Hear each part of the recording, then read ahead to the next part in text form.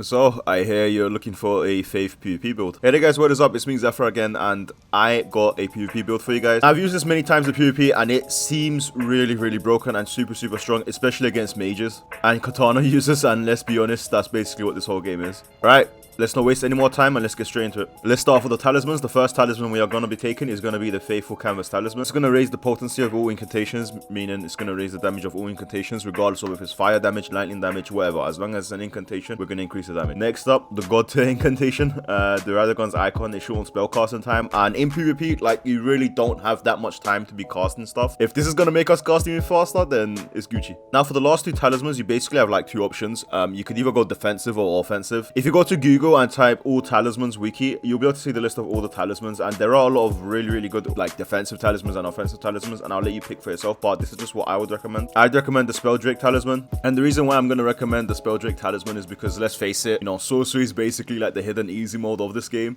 I feel like sorcery users are going to be overused a bit. Same with the katana and like samurai users. And if you have it, the Dragon Crest Shield Talisman or the Dragon Crest Great Shield Talisman.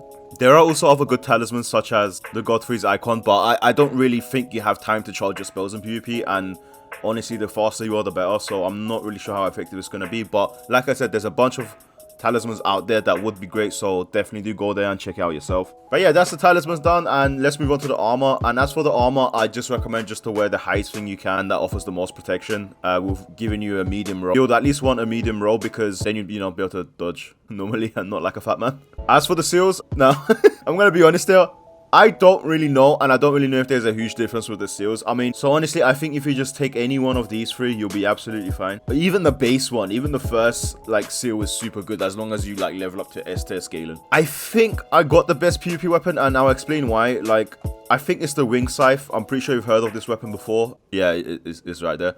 And I think I upgraded to the max here, and it just does so well in PvP. This weapon comes with so many benefits, like so many. I'm probably going to forget them, but first benefit being it scales with Faith. When you hit someone with the ability of the weapon, they can't heal for at least 5 seconds, and 5 seconds is a lot in PvP. They'll be standing still trying to heal, and they won't roll because they're trying to heal. And they'll just be spamming their button to heal, and they don't know that they actually can't, so you could just get 3 hits off them and kill them. And that has happened to me so many times. Another good thing about this weapon is it also stacks up bleed, so, you know, just like them katanas, this weapon will cause them to bleed as well. It will cause that bleed splash damage like a lot of time. So there's another huge chunk of damage right there. And it covers a pretty big distance, and also it's uninterruptible. That's like I was about to forget that, but I just remembered.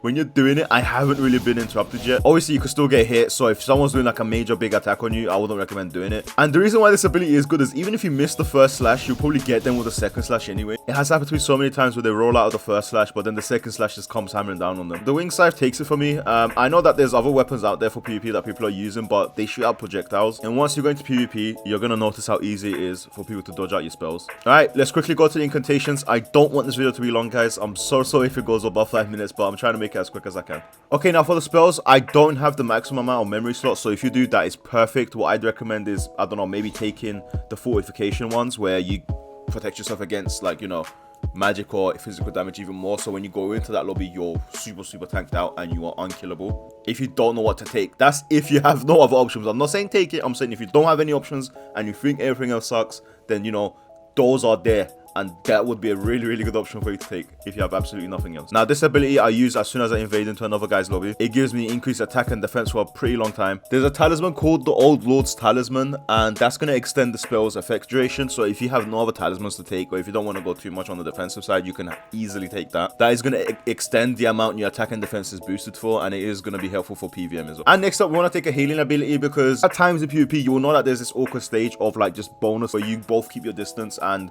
or just go hide behind something. And there is a lot of structures you can hide behind, especially with mages. Maybe you might not have that much time against samurais, but against mages, you will have that time. And because we're going to take a healing ability, we also want to take more mana potions than health potions. And I keep saying mana potions, but yeah, I mean the FP flask. The flasks that give you FP, I still don't remember the name, I swear down. But yeah, now this next ability is a god tier ability, which I would recommend every single one of you Faith users to use. And you might think it sucks, but let me tell you, it does so well for me. And I'm so glad I have it whenever I invade this. Oh man, if I didn't have it, I would have been dead so many times. Like, I literally remember the times it saved me. Right now, I'm getting flashbacks. Right, that ability is the Honed Bolt. Now, you might think it is trash because guess what? In PVM, it is trash. The good thing about it is you can spam it. So once you get going, you can just keep spamming it. And it comes from above. So even if they're holding out their shield, you're still going to hit them. With this ability, I kill people with at least like 1 to 2 hits. The cast time is pretty quick once you get going. It just instantly appears above their head and it's really, really hard for them to dodge. So definitely take this ability. This next spell, Flame of the Flail God. Oh my god.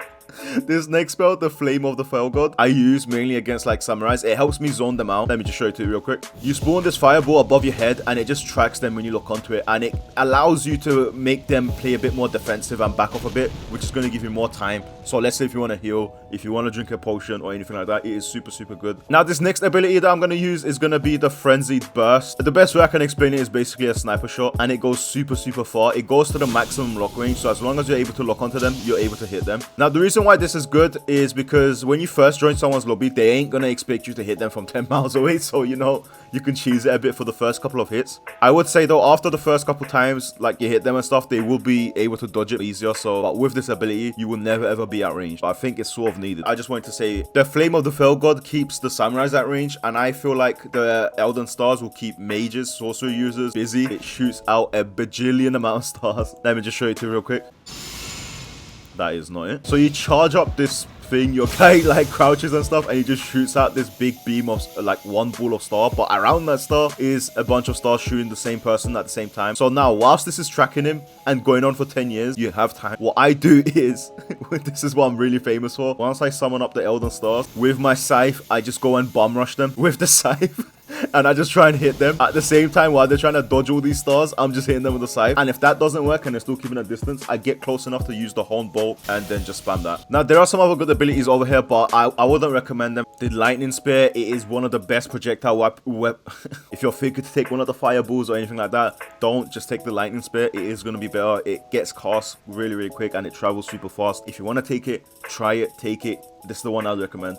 But yeah guys, as for what I'd recommend for the last ability, or if you got the spell book to give yourself a +2, take Elden Stars and Flame of the Fell God. So then you'll have something to zone out both mage and melee users. Then you'll have a +1 slot still available, and for that +1 slot, I'd say go for a close range ability. Something where if someone's in your face and you have nothing. But then again guys, don't forget we have the scythe. This scythe is broken and it does go head to head with melee users. Now guys, I really don't do this, but I've been having a rough couple of days. I stayed up until like 4 AM editing, get my video ready and stuff, and I have work the next day as well. So I stayed up, I edited it. I'm like, alright, cool, whatever, I'll just upload it when I get back, and I'll put the finishing touches in when I get back. And when I got back, I was deleted with corrupt or something, and then at work I met like 2 Karens and stuff. So oh my god, I had like the worst 2 days ever. If you guys can show the love and the support, I would very much appreciate it. Be sure to like if I did help you out, and subscribe if you are interested in my content. The Elden Ring community has been so great to me so far, and yeah, I like honestly it's been overwhelming the amount of love I've been getting from you guys. So I'm just gonna keep trying to upload some more Elden Ring content. My next upload is gonna be a mage PvP guide, so you know, stay tuned for that. And also after that, I'm gonna make like this fun video where a level 1 PvP build, and it is amazing because I'm dual wielding katanas and stuff, and like I got items that I shouldn't be having at level 1 because I got my friends to help me out. And I feel like just inviting people and like just annoying them in the party and giving you their reactions and stuff. So if that interests you, I don't know,